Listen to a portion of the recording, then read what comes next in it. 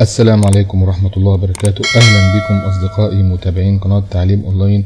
إن شاء الله الدرس الثاني في برنامج الميكس كرافت، ده أفضل برنامج استوديو موجود، وده برنامج بيستخدمه كل الموسيقيين لإنتاج أعمالهم الفنية. إن شاء الله النهاردة في الدرس الثاني نتعلم إزاي نعمل تراكات لكل صوت إحنا عايزينه. وفي أصوات ممكن عندنا نضيفها على صوتنا، نسجل صوتنا ونضيف عليها مؤثرات صوتية. طبعا ده بيبقى من خلال البرنامج.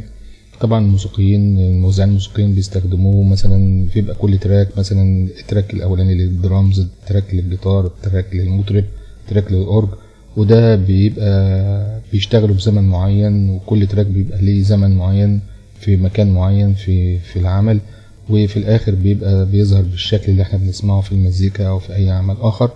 وان شاء الله النهارده هنتعلم ازاي نعمل دمج ما بين كذا تراك، وازاي نشغلهم بيبقى في منتج عمل فني واحد.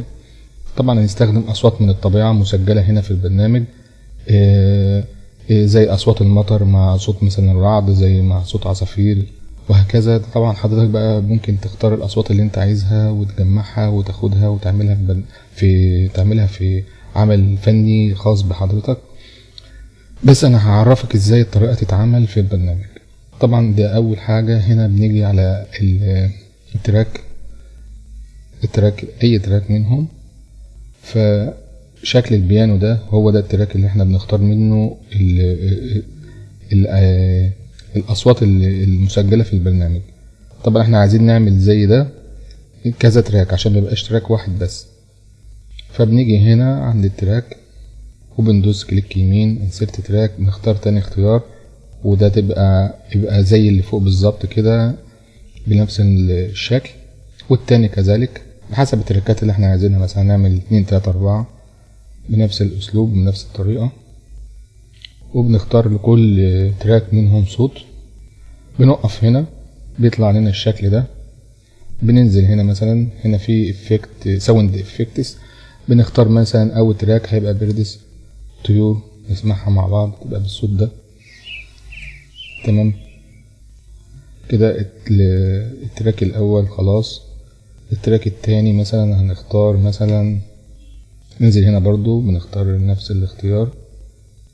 طبعا كل ده اختيارات حضرتك ممكن تجربها وتسمعها، هتلاقي فيه حاجات جميلة جدا يعني، واصوات جميلة موجودة مسجلة هنا.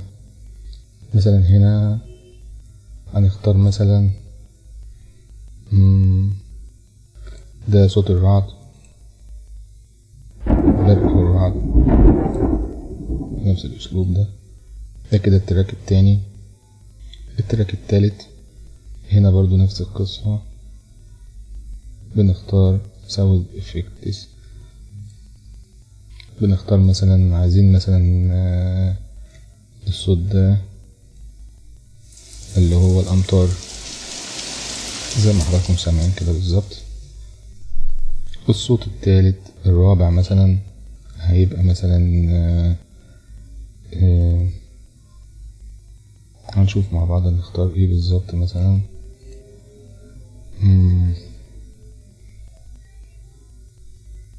مثلا حاجة زي مثلا موج البحر مثلا. فطبعا كل ده هنشغله مع بعض ونسجلهم مع بعض. عشان نسجل طبعا بنقف هنا وهنا وهنا وهنا على كل تراك احنا حددناه.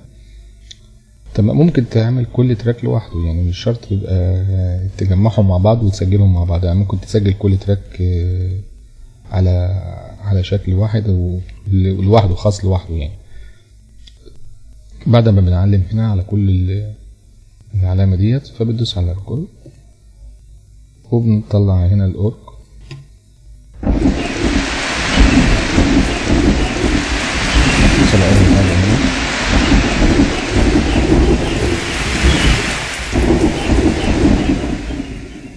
بكده مثلا انتهى التسجيل بتاعنا.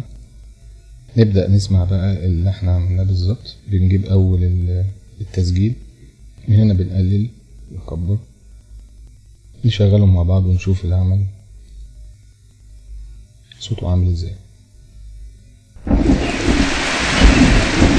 كده اصواتهم كلهم مع بعض.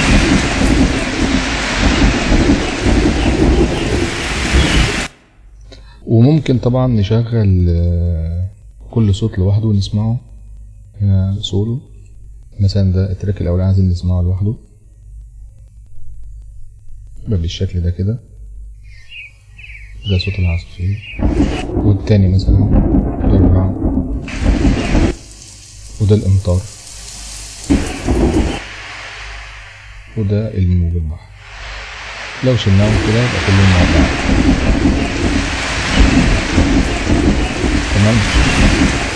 طبعا احنا ممكن نستخدم الطريقة ديت في حاجة تانية زي ما احنا عايزين. مثلا ممكن نسجل صوتنا ونضيف خلفية من دول او اي خلفية حضرتك عايزها، وتبقى خلفية مصاحبة لصوتك، وده بيتم بالشكل ده في البرنامج ده. وممكن طبعا نغير زمن كل تراك، يعني ممكن التراك الاولاني يبدأ قبل التاني او التاني يبدأ قبل التالت وهكذا.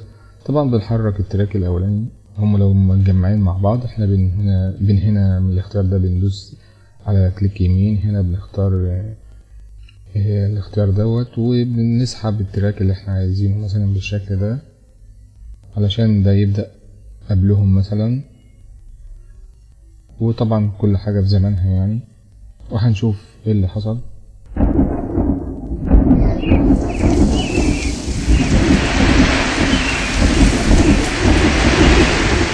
زي ما حضراتكم سمعتم صوت البرق والرعد ظهر الأول، وبعد كده البحر، وبعد كده بدأت العصافير وهكذا يعني.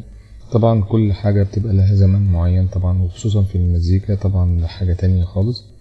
انما ده ممكن تستخدمه مثلا لو مسجل صوتك وعايز تعمل خلفية صوتية لأي مؤثر صوتي، بتتم بالشكل ده. وفي النهاية أشكركم جدا، وإن شاء الله نلتقي في حلقات أخرى. مع تحيات أشرف عبد الله. السلام عليكم ورحمة الله وبركاته.